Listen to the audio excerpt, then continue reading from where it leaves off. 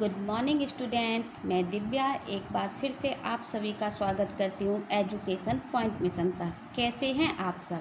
आशा करती हूँ सब अच्छे होंगे। स्टूडेंट, मैं आप लोगों को बताना चाहती हूँ कि मैं इतने दिन से वीडियो नहीं ला सकी। इसका कारण मेरा स्वास्थ्य था। मेरा स्वास्थ्य ठीक ना होने के कारण मैं टाइमली वीडियो नहीं ला सकी, परंतु मैं पूरी कोशिश करूँगी कि टाइम से वीडियो बना सकूँ।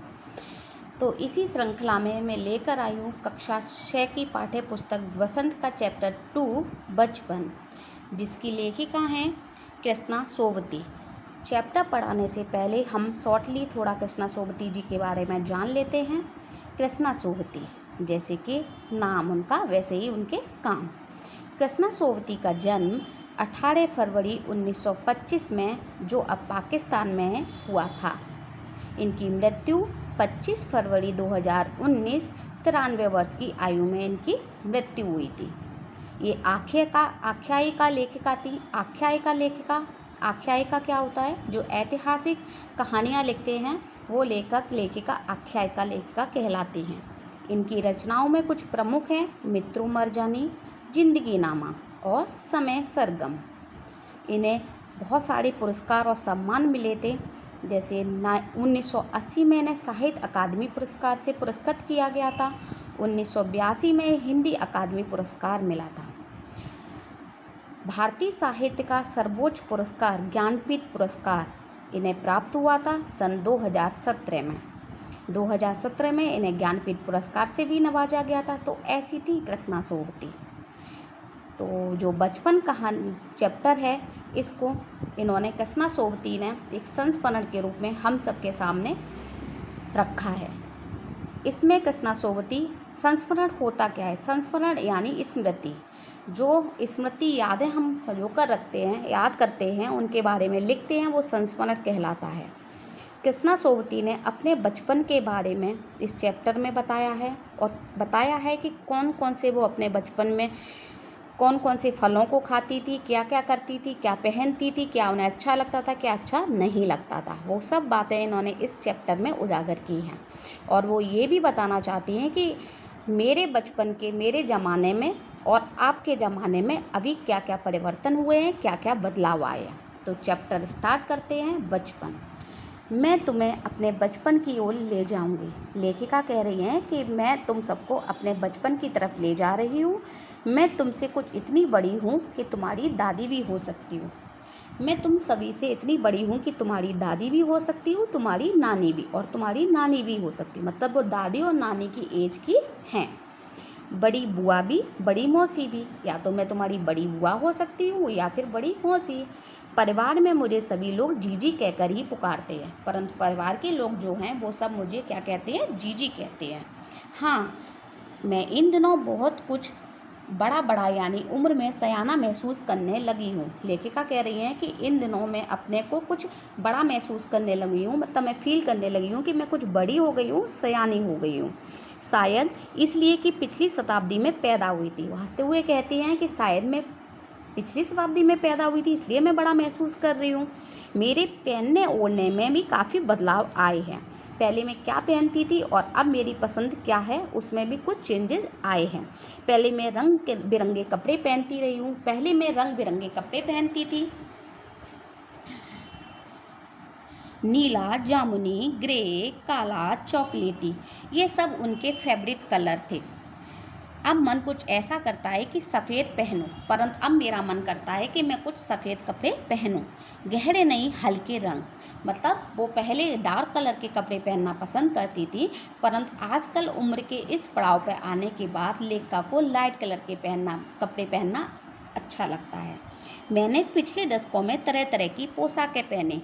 आगे बताती हुई वो कहती है कि जब मैं बचपन में थी तो मैंने बहुत तरह तरह की कपड़े चेंज किए, पोशाकें पहनी थी। पहले फ्रॉक, फिर निकर, वॉकर, स्कर्ट, लहंगे, गरारे, और अब चूड़ीदार और घेरदार कुर्ते। ये सब उनके ज़माने में थे, और अब के भी ज़माने में क्या क्या है। बचपन के कुछ फ़्रॉक तो मुझे अब तक याद है। वो बताती हैं कि बचपन में मैं जो फ़्रॉक पहनती थी, वो कुछ फ़्रॉक तो मुझे अभी तक याद हैं। हल्की नीली और पीली धारी वाला फ्रॉक, वो एक फ़्रॉक का जिक्र इसमें कर रही हैं कि मेरे बचपन का जो फ़्रॉक था उसमें से मैं एक बता रही हूँ, हल्की नीली और पीली धारी वाला एक फ़्रॉक था। गोल कॉलर और बाजू पर भी गोल कफ लगा हुआ था उसमें।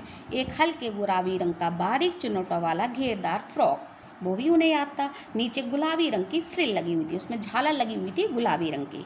उन दिनों फ्रॉक के ऊपर की जेब में रुमाल और बालों में इतराते रंग बिरंगे रिबन का चलन था। लेखिका बताती हैं, जब मैं बचपन में थी, छोटी थी, तो मेरे टाइम में जेब में, फ्रॉक में जेब लगी होती थी, उसमें रुमाल रखा जाता था और बालों में रंग बिरंगे रिबन लगाए जाते थे। लेमन कलर का बड़े प्लेटों वाला गर्म फ्रॉक जिसके नीचे फर टकी थी। लेमन कलर का, नींबू कलर का रंग का उनका बड़े प्लेटों वाला गर्म फ्रॉक भी था, वूलन फ्रॉक भी था जिसके नीचे फर टंगी थी ताकि उनको थोड़ी गर्मी महसूस हो सके। 2 ट्यूनिक भी याद है, लेखिका को 2 ट्यूनिक भी याद थे। एक चॉकलेट रंग का और अंदर की कोटी प्याजी, एक था चॉकलेटी कलर का और अंदर उसकी कोटी थी प्याजी कलर की, और दूसरा था स्लेटी यानी ग्रे कलर का और उसकी कोटी थी सफ़ेद, यानी 2 उनको ट्यूनिक भी याद हैं। आगे बताती हूँ, लेखिका कहती है, मुझे अपने मोजे स्टॉकिंग भी याद है। मतलब मैं क्या मोजे पहनती थी और स्टॉकिंग पहनती थी, वो तक मुझे याद है। बचपन में हमें अपने मोजे खुद धोने पड़ते थे। लेखिका बताती हैं कि बचपन में उन्हें अपने मोजे खुद धोने पड़ते थे। वे नौकर या नौकरानी को नहीं दिए जा सकते थे, इसकी सख्त मनाही थी। मतलब अपने मोजे और जो थे वो किसी नौकर से नहीं धुलवाए जाते थे, इसकी सख्ती से मना थी कि वो मोजे आपको ही धोने हैं, मतलब बच्चों को ही धोने हैं। हम बच्चे इतवार की सुबह इसी में लगाते। हर संडे को, हर रविवार को लेखिका और उनके साथ वाले उनके चाचा दाऊदी की वगैरह के, उनके फ्रेंड वगैरह सारे, मतलब जो घर के परिवार के बच्चे थे, वो सब संडे को लेकर अपने मोजे धोते थे और जूतों को साफ करते थे। धो लेने के बाद अपने अपने जूते पॉलिश करके चमकाते। जब मोजे धुल जाते तो फिर वो अपने जूतों को पॉलिश करते थे। जब जूते कपड़े या ब्रश से रगड़ते तो पॉलिश की चमक उभरने लगती। जूतों को पॉलिश करने के बाद कपड़े या ब्रश से रगड़ा जाता था जिससे वो चमकने लगते थे। सर्वर, वो एक सर्वर बच्चा है जिसको ये बातें बता रही हैं, वो बता रही है, मुझे आज भी बूट पॉलिश करना अच्छा लगता है। मतलब मैं इतनी एज की हो गई हूँ, बूढ़ी हो गई हूँ, फिर मुझे जूतों पर पॉलिश करना अच्छा लगता है। हालांकि अब नई नई किस्म के शू आ चुके हैं, परंतु अब क्या है कि नई नई वैरायटी के शूज बाज़ारों में उपलब्ध हैं।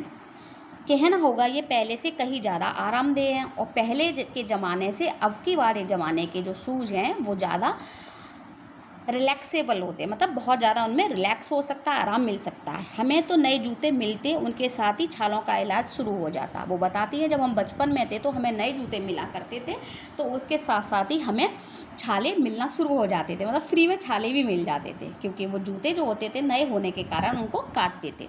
जब कभी लंबी सैर पर निकलते अपने पास रुई जरूर रखते। जब कहीं लंबा जाना होता था तो लेखिका बताती है, हम सब बच्चे अपने साथ कॉटन रख के चलते थे। जूता लगा तो रुई मोजों के अंदर, अगर जूता काटता था तो रुई मोजों के अंदर डाल देते थे।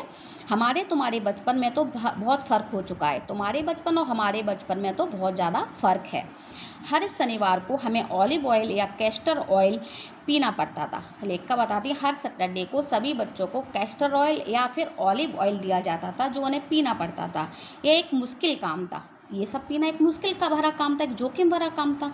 शनिचर को सुबह से ही नाक में इसकी गंध आने लगती थी और सैटरडे को जैसे ही मॉर्निंग होती थी सब बच्चों को इसमें इसकी स्मेल आना शुरू हो जाती थी। छोटे शीशे के गिलास जिन पर ठीक खुराक के लिए निशान पड़े रहते, उन्हें देखते ही मितली होने लगती। वो बताती हैं, एक शीशे का एक छोटा सा गिलास था जिस पर कितनी क्वांटिटी में हमको पीनी है ऑयल, वो निशान लगे हुए थे, जिसको पीते ही हमें उल्टी मितली यानी उल्टी जैसा फील होने लगती थी, मुझे आने लगती थी। मुझे आज भी लगता है अगर हम ना पीते तो वह शनिवारी दवा तो कुछ ज़्यादा बिगड़ने वाला नहीं था, सेहत ठीक ही रहती। वो कह रही हैं कि अगर मुझे क्या लगता है अब आके इस उम्र में कि अगर मैं वो कैस्टर ऑयल या ऑलिव ऑयल नहीं पीती तो उससे कोई फ़र्क पड़ने वाला नहीं था हमारी सेहत पे, तब भी हमारी सेहत ठीक ही रहती। तुम्हें बताऊँगी कि हमारे समय और तुम्हारे समय में कितनी दूरी हो चुकी है। वो सर्वर से कह रही हैं, मैं तुम्हें बताती हूँ कि तुम्हारे समय में और मेरे समय में कितना फासला आ चुका है, क्या क्या चीज़ें चेंज हो गई हैं।